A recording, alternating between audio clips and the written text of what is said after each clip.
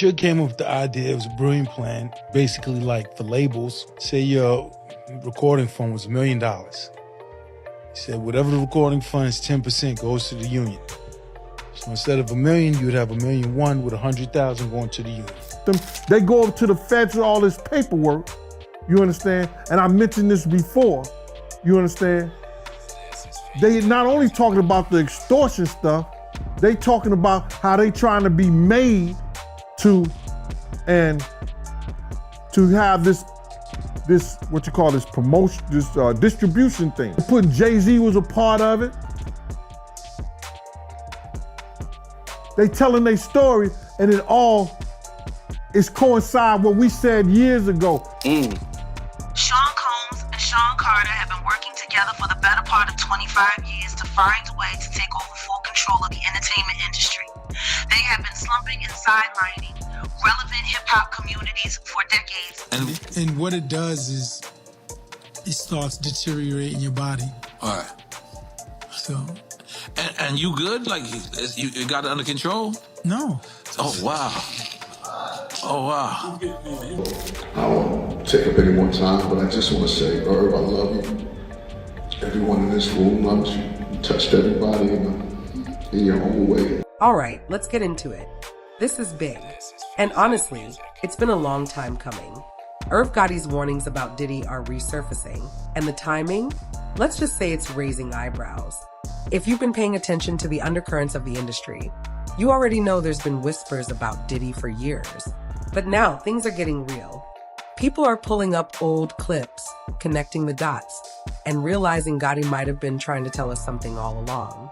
But here's where it gets even wilder. This isn't just about Diddy. Jay-Z's name is getting thrown in the mix too. And if what's being alleged is even halfway true, we're looking at a level of power and control in the music industry that most people can't even begin to wrap their heads around. We're talking about a moment in history that could have changed everything. The first Black-owned music distribution company.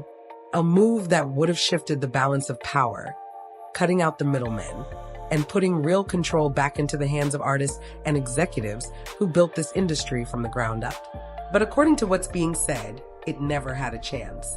Not because of business failures, not because of lack of support, but because powerful people allegedly made sure it wouldn't happen. Now that said, artists would get medical, pension, all of the stuff that unions, the benefits that unions do. You could go get your teeth fixed now. Yeah. You know what I'm saying? All that.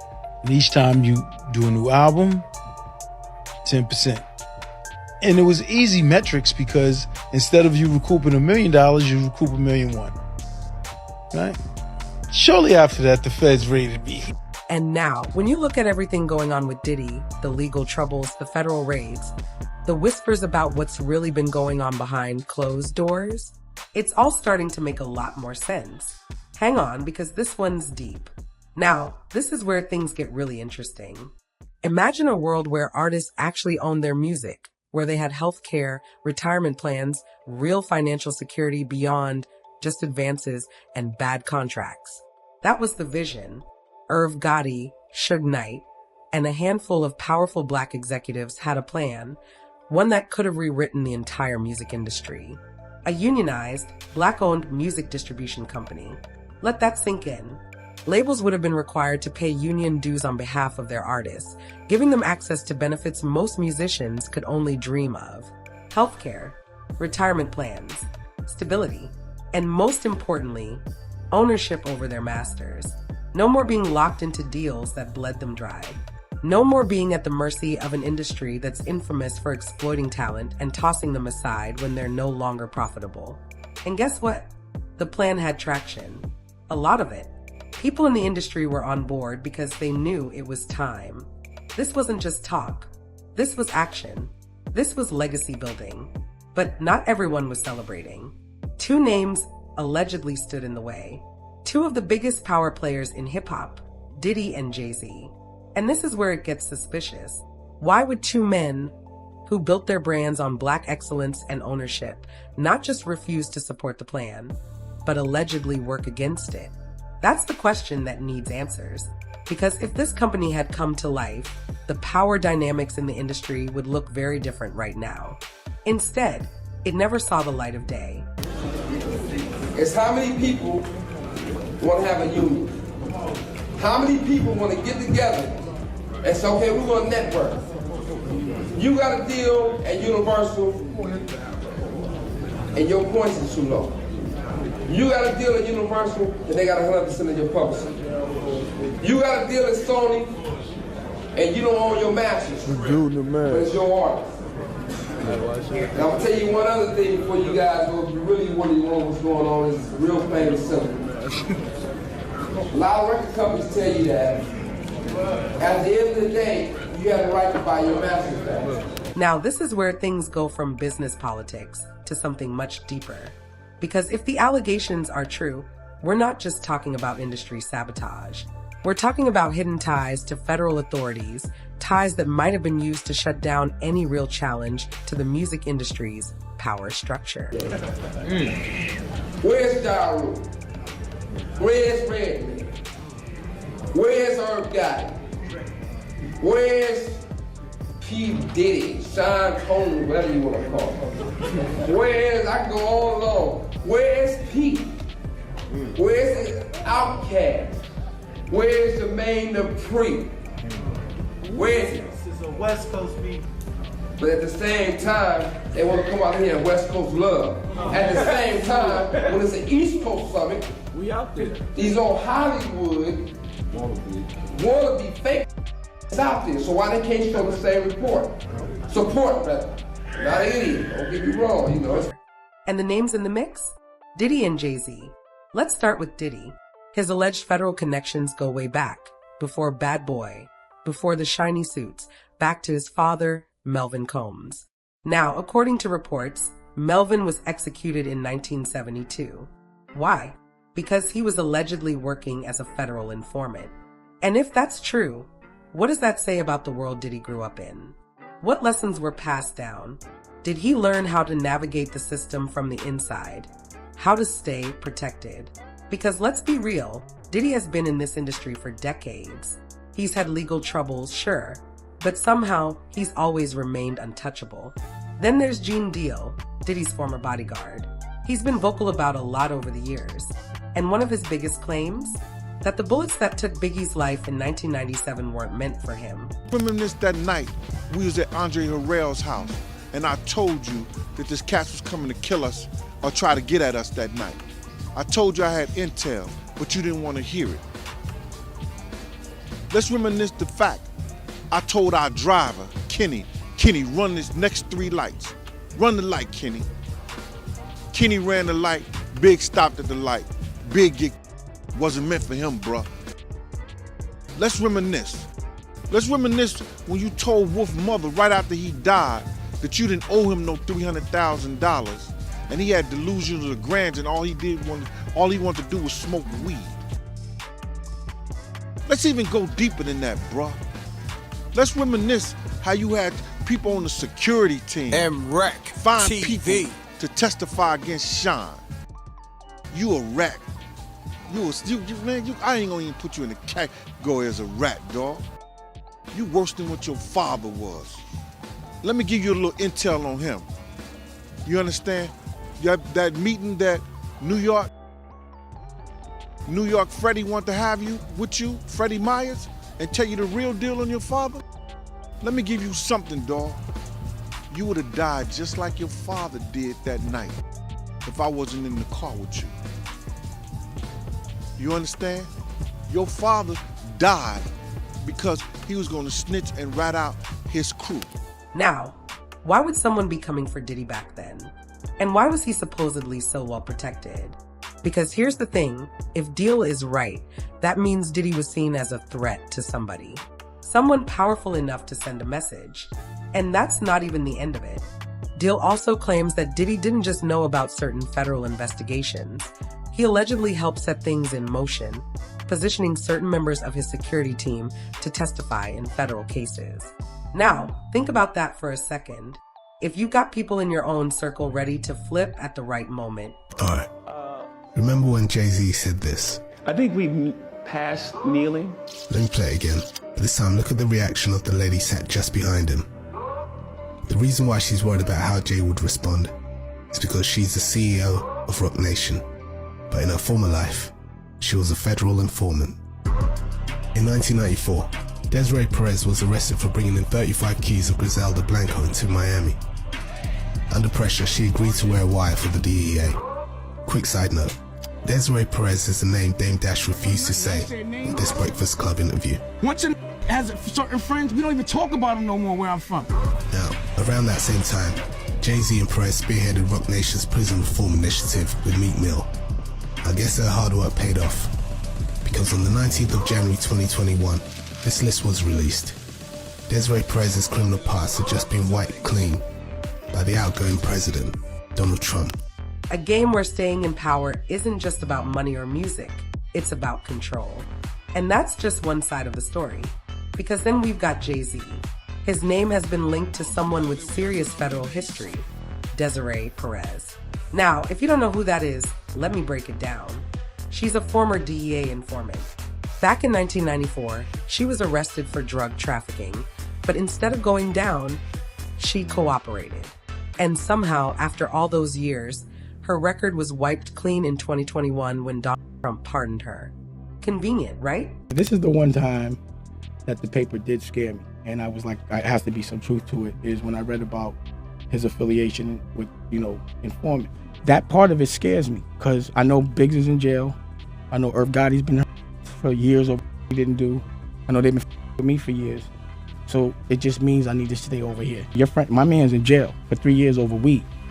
The feds is really on me. It's not like they not. And where I'm from, that's not tolerated at all. But here's where it gets even more suspicious. Desiree Perez isn't just some former informant trying to keep a low profile. She's the CEO of Roc Nation. She's in the room when major deals are being made. She's handling business at the highest levels. Now ask yourself, how does someone with that kind of history end up in that kind of position? Unless, of course, she was always supposed to be there. And here's the part that really raises eyebrows. Dame Dash, who built Rockefeller alongside Jay, has openly expressed concern about this connection. Why? Because he's seen firsthand what happens when federal authorities start looking into people in the industry. He knows how quickly alliances shift. And if Jay-Z was tied to someone with that kind of history, what does that mean for the power moves being made behind the scenes? Because let's not forget, Dame and Jay didn't just fall out over business. Their entire split had an energy to it that felt calculated, like something bigger was going on. And if Jay had someone like Desiree Perez in his corner, was he really just protecting himself? Or was he playing a much larger game? One that left his former allies behind? When Puff, Kirk Burrows, that's the other person that was with them, they go up to the feds with all this paperwork, you understand? And I mentioned this before, you understand? They not only talking about the extortion stuff, they talking about how they trying to be made to have this what you call this promotion, this distribution thing. Now other people coming out talking about it. They putting Jay-Z was a part of it.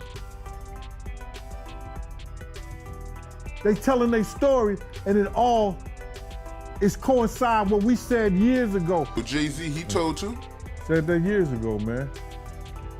Said that years ago. What are you gonna do? They gonna do whatever. Yo, listen to me. They're the reason why rap in New York went down the drain. They made sure that these young cats didn't come up. And a black-owned distribution company that never got off the ground. Do you really think that's a coincidence? The big question is, did these ties to the feds play a role in shutting down Suge's vision? Was this bigger than just business competition? Because if the right people are working with the right authorities, then keeping power becomes a whole lot easier. Now, this is where things stop looking like coincidences and start feeling like a calculated takedown. January 2003, federal agents stormed the offices of Murder Incorporated. A full-blown raid. Armed agents. Boxes of evidence being carried out. And the targets? Irv Gotti and his brother Chris Gotti, the masterminds behind one of the most powerful labels in hip-hop at the time. The charge? Money laundering. What happened was, like I said, I had the crazy track record, Def Jam, everything was good. I go to do the 6th album, And, you know, Jay-Z somebody became else takes president. over. Yeah. You know, when he first got the job, he hit me with the call like, yo, dog, inmates is running the building like, yo, you good? Finish the album, shoot the video. What happened? Go on vacation and, you know, we don't know. What you mean you don't know? How do you listen to a whole album, pick a single, shoot a video, then don't know? Because here's what people need to understand. This wasn't just about Murder Incorporated. This wasn't just about Irv and Chris. This was about control. And the timing? Suspicious doesn't even begin to cover it. Think about what was happening behind the scenes. Suge Knight was rallying black executives. The movement for a black-owned music distribution company was gaining momentum. Labels and artists were starting to realize that they didn't need the major corporations to survive. They could build their own system, one that actually benefited them instead of keeping them trapped in bad deals. And then, just like that, one of the most powerful independent black-owned labels gets hit with a federal case. Now, let's talk about why this raid was such a big deal. Murder Incorporated wasn't just another label. It was dominating the charts. Ja Rule was one of the biggest artists in the game. Ashanti was breaking records left and right. The label had built a formula for success, one that didn't rely on the traditional music industry power structure. They got this new breed of rapper that's paying DJs to play their Right. You know what I'm saying? They sucking the record label executives. It's like there's too much of that going on. Right. You know what I'm saying? Let me be me. Let me be the artist that I am and just play my music. You know what I mean? Exactly. Now they want you all up under this, you know, sitting at the going to dinner with them and like that, and you know all that favor for a favor shit. I don't get down like that. Look, I give you the music, you give my money. And that was a problem. Because here's the thing, labels like Murder Incorporated weren't supposed to exist at that level without playing by the industry's rules. They weren't supposed to have that much influence without bending the knee to the major corporations and the people running them. And Irv Gotti, he wasn't the type to play along. He was loud, he was bold, and he wasn't afraid to talk about the moves he was making. The first meeting I ever had, I was like, we gotta sign DMX, and they laughed at me. I remember when I left the office, Tina Davis said, she knew what I wanted to sign DMX. She said, DMX don't sell, your ass is fired. Jay and Dame did not believe in DMX. Jay would be like, you think he's better than me? And I'd be like, he's nice just like you. I said, if you look in the hood, there's less of like you and more of like him. Yeah, but he don't want to live that. He's depressing, Gotti. And I said, I don't. So Jay used to watch me grind with X, and he was off with the Hitman. And then something strange happened when I made Get At Me Dog. If you remember at the beginning of the video, it's the heartbeats, doom doom. DMX, doom doom. Live at the tunnel. Y'all don't even remember the tunnel. Funk Master Voice, doom doom. And then I put that sound bite. Let's take it back to the streets, mother. Doom doom. The video's flashing, f***ing up your eyes. It caused change. And now, there's no more shiny suits. We back to the hood, and X is the leader of this revolution. I used to put on the wall a triangle with 5. And they was like, they used to clown me. And they used to be like, who's gonna buy his records, Gotti? Chihuahuas, he's barking. No one wants to hear that bullshit. And I'd be like, yeah. It's 05. It was no more writing on the walls. It was, y'all can get behind me. I used to tell Leo in the midst of the whole staff, and I would tell him, yo, shut the f up, yo. I said, you work better when you shut up and get behind me. Now this is what we doing. And he would shut up. So when the feds came knocking, right at the moment when a black-owned distribution company was being discussed, you have to ask yourself, was this really about money laundering? Or was it about shutting down a growing movement before it got too powerful? Irv Gotti himself has said he believes this raid wasn't about crime. It was about stopping what was coming. Because if Murder Incorporated stayed strong, if Suge Knight's vision came to life, if artists started getting control over their own work, certain people would lose power. And the industry? It doesn't let go of power easily. And let's talk about the case itself. The feds threw everything at Irv and Chris. They painted them as criminals, linked them to drug money, tried to bury them under charges that could have ended their careers for good. But when it actually went to trial, the case fell apart. In 2005, After 2 years of legal battles, both Irv and Chris Gotti were acquitted. Not guilty, walked free. But by then, the damage was already done. Murder Incorporated never recovered. Their reputation took a massive hit. Artists distanced themselves. Radio play dried up. Business partners got cold feet. The same industry that had once celebrated them now saw them as a liability. And if you think that was just bad luck, you're not paying attention. Because this is a pattern. A movement starts gaining too much traction, and suddenly the people behind it are hit with legal troubles, investigations, federal charges, and by the time they clear their name, the industry has already moved on without them. We've seen this playbook before. Take down the leadership, smear their reputation, drag them through the legal system, and by the time they finally get to tell their side of the story, it's too late. So the real question is, was this ever really about money laundering? Or was it about making sure the dream of a Black-owned music distribution powerhouse never became a reality? Because when you look at the bigger picture, it sure looks like the system was never going to let that happen. Now, if you thought the industry was just about talent and hard work, think again. Because what happened between Jay-Z and DMX? That wasn't just competition. That was something else entirely. DMX was a force, undeniable, unstoppable. In the late 90s and early 2000s, no one had a run like him. Back-to-back multi-platinum albums, a fan base that was ride or die, a presence that couldn't be ignored. And yet somehow, despite all of that, his career hit a wall. And according to DMX, that wall had a name, Jay-Z. See, when Jay-Z became the president of Def Jam, a lot of people expected him to uplift artists, to take the label to new heights. But for DMX, it was the opposite. He claimed Jay blocked his progress, kept his 6th album, Year of the Dog, again from moving forward. Delays, roadblocks, excuses, all of it adding up to one thing, sabotage. Now, why would Jay do that? Simple. Power. DMX wasn't just another artist. He was a star. A superstar. And in the hip-hop world, when two people occupy the same lane, things get messy. DMX felt like Jay saw him as competition. Not an ally. Not a collaborator. But a threat. And if you control the label, why wouldn't you use that power to keep your own position secure? And here's where it gets even deeper.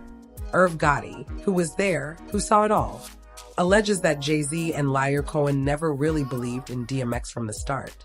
Back in the 90s, they underestimated him, didn't think he would be successful, and when he proved them wrong, instead of embracing it, they dismissed him, treated him like an outsider. And let's not forget, this isn't just any artist we're talking about. DMX had the industry in a chokehold. He wasn't just making hits, he was defining an era. His energy was unmatched. His authenticity was untouchable. Fans connected with him on a level that most artists could only dream of. And yet, somehow, his career started crumbling right when he should have been at his peak. Coincidence? Or was someone pulling strings behind the scenes? Think about it. Jay-Z steps into power at Def Jam. Suddenly, DMX's momentum is gone. His album keeps getting delayed. His relationship with the label turns toxic. And this isn't just industry politics, this is personal. DMX even said it himself. He felt like Jay had it out for him, that he wanted to push him out of the way to make room for himself at the top. And here's the part people don't talk about enough. DMX wasn't the only artist who seemed to get sidelined when Jay moved into his position.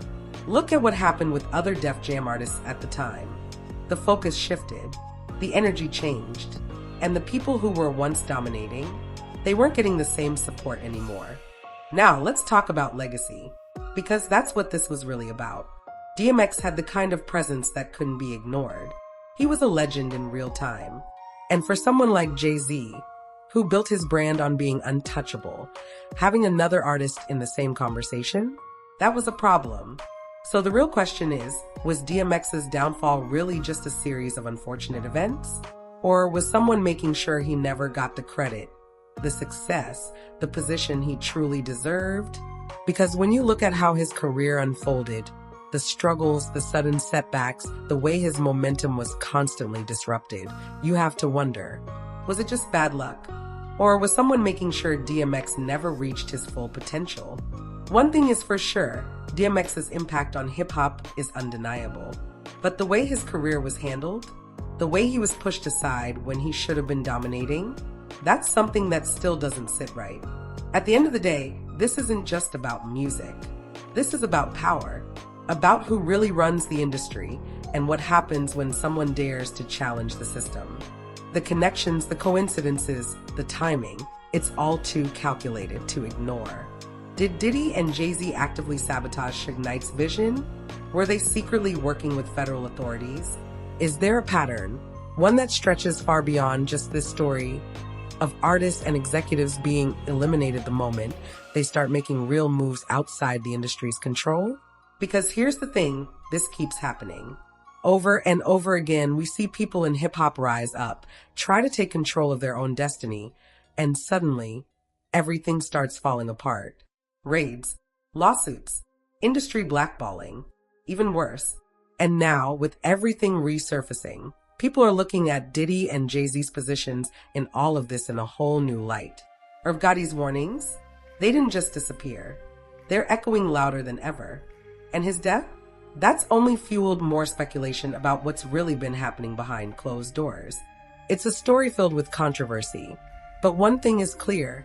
The music industry isn't just about hits and platinum plaques. There's a darker side. One built on power moves, backroom deals, and people who will do whatever it takes to stay on top. So what do you think?